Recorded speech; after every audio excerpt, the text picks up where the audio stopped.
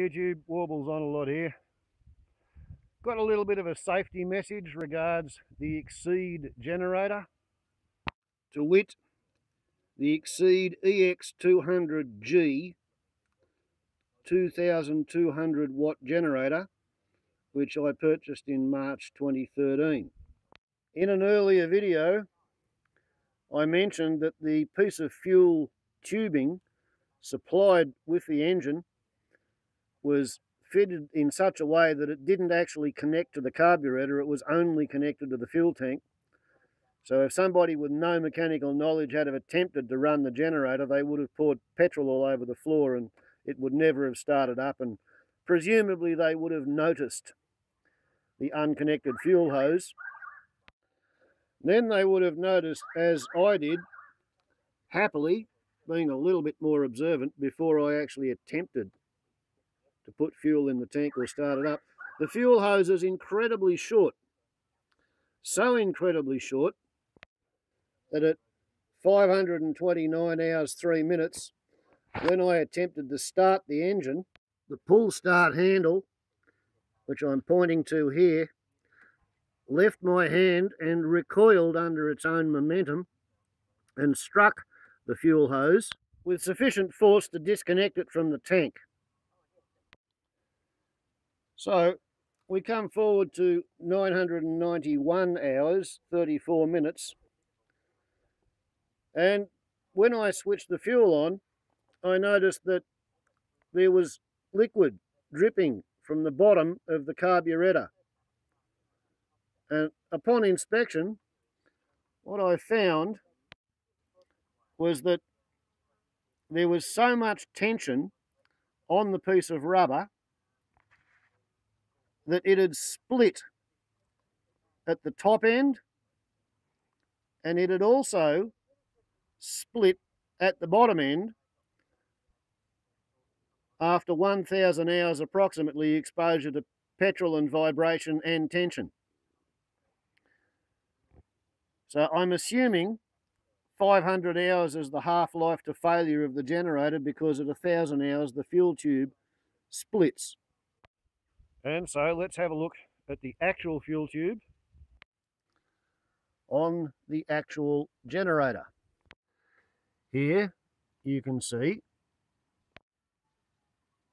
the fuel filter, the fuel tap, the long rubber hose which I have installed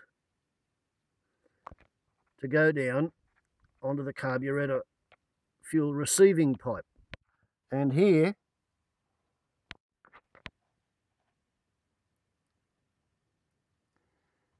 is the piece of pipe that lasted almost 1,000 hours before the piece of metal pushing, oops, that doesn't work well, does it? The metal of the pipe worked its way through and split it top and bottom. So, as you can see, I've replaced it with a longer, more flexible piece of rubber.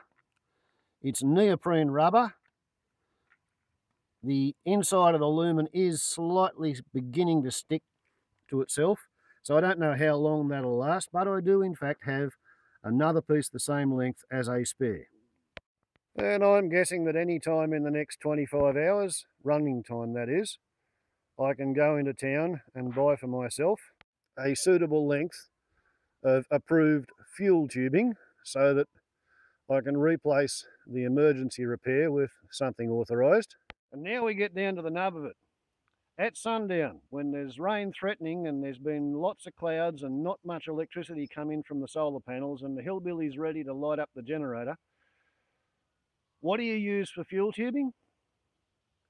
Well, happily the Hillbilly creed is save it, use it up, make it do, never throw it away. And therefore, even though a diligent hillbilly keeps a brand new spare rubber for when the one currently in use on the anti-rabbit, anti-fox rubber catapult with a hand-carved Banksia wrist guard and pistol grip, which I put together for myself many years ago. And when the rubbers perish, as they do, this one's still just barely serviceable, I fit the new one, and for some strange reason I have been in the habit of keeping the old rubber in a plastic bag full of other rubber bands, just in case I ever needed to try and reuse it. So therefore, when the Exceed EX200G killed its fuel hose at 991 hours 34 minutes, the approved Warbles solution is to repair the generator with a part of an old rubber catapult. So, there. Let that be a lesson to you.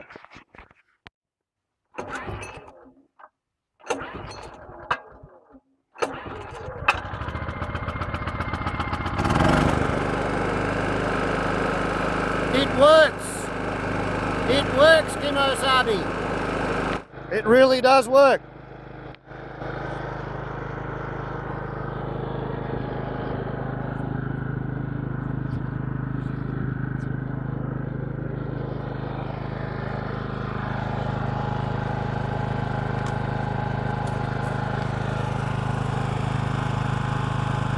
And that little fan has done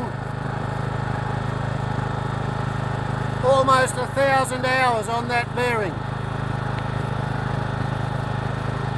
The only lubrication it gets is unburnt oil in the engine exhaust.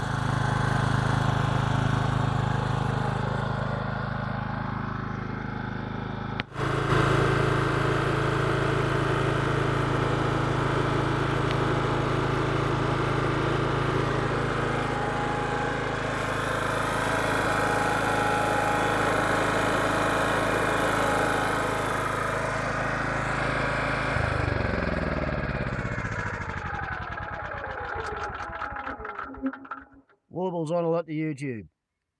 Ciao.